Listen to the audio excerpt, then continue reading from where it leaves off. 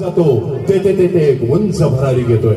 आणि म्हणूनच कुसुमाग्रज म्हणतात की माझ्या मराठी मातीचा लावा लल्लाटा टिळा, हिच्या संख्ये जागतील गऱ्या खोऱ्यातील शिळा.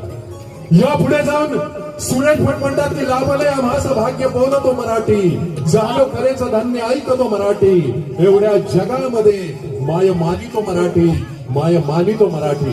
आणि म्हणून मित्रांनो, आपल्या मराठी माणसांसाठी आणि मराठी भाषेसाठी एकदम जोरदार टाळ्या झाल्या पाहिजे. अंधाराला घाबरत नाही, आदिशक्ती चंडिका मातेची साथ आहे, मोडेल पण वाकणार नाही, मराठी माणसाची जात आहे, मराठी माणसाची जात आहे. शब्दामध्ये गोड वाक्य, रक्तामध्ये इमानदारी. आम्ही कधीच पाहत नसतो की ती कोणाची जागीरदारी.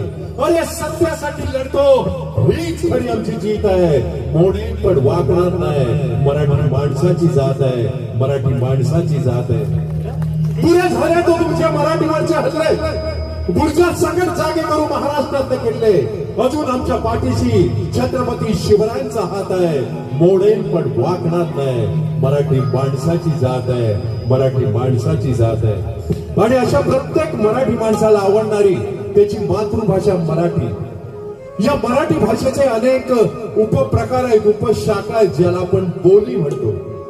अशीच अस्सल संगमेश्वरी बोली अगदी राजापूर पासून ते खेडपर्यंत बोलली जाणारी ही अस्सल संगमेश्वरी बोली पण इथल्या कोकणी माणसासारखीच, इथल्या काटेरी फणसासारखीच, बाहेरून काटेरी बोचली परंतु आत गोड रसाळ गोमटी.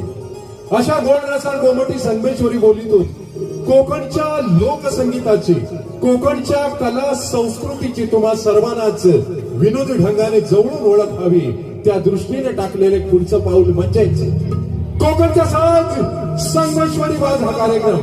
आणि आदिशक्ती चंडिका मातेच्या कृपेने आणि तुम्हा सर्वांच्याच आशीर्वादाने 537वा प्रयोग या रंगमंचावर सादर करताना आम्हाला खूप आनंद होतोय. तुम्हा सर्वांच्याच आशीर्वादाने भगवान परशुरामाने निर्माण केलेला आणि छत्रपती शिवरायांच्या पदस्पर्शाने पावन झालेल्या या कोकणच्या भूमीने आपल्याला काय दिलं.